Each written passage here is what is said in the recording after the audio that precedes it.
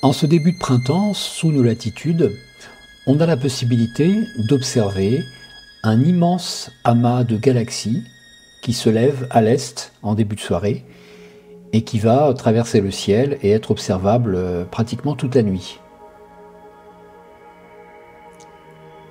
Cet amas est constitué de plusieurs centaines, voire plusieurs milliers de galaxies, on ne sait pas exactement le nombre, entre 1300 et 2000, et elles sont réparties entre 3 constellations, c'est-à-dire des régions du ciel, donc principalement la constellation de la Vierge, qui a donné le nom à cet amas, mais aussi une partie des galaxies se trouve dans la constellation du Lion, et aussi un certain nombre dans la constellation de la Chevelure de Bérénice.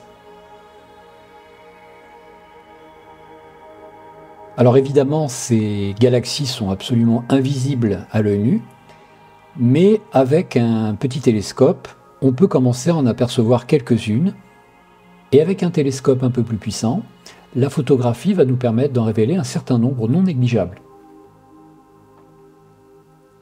La galaxie que je vous présente ici a été photographiée avec mon télescope début mars à la campagne, et elle s'appelle la galaxie de l'Aiguille, également numérotée NGC 4565, donc au New General Catalogue.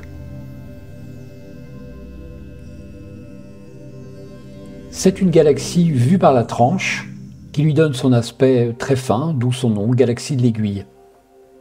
C'est une des galaxies les plus faciles à repérer avec des petits télescopes. Son diamètre apparent est environ la moitié du diamètre de la pleine Lune. En réalité, son diamètre réel correspond à peu près au diamètre de notre propre galaxie, la Voie lactée, c'est-à-dire 100 000 années-lumière environ. Quant à cette distance, on a un peu de mal à l'évaluer parce que les différentes techniques de calcul ne donnent pas les mêmes résultats, mais on estime qu'elle serait à environ 40 millions d'années-lumière.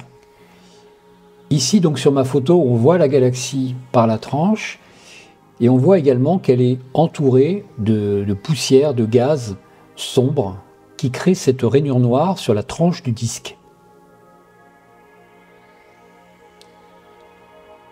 En regardant bien, on peut voir également d'autres galaxies dans le fond du ciel, mais qui sont dans l'ensemble certainement bien plus éloignées que la galaxie de l'Aiguille.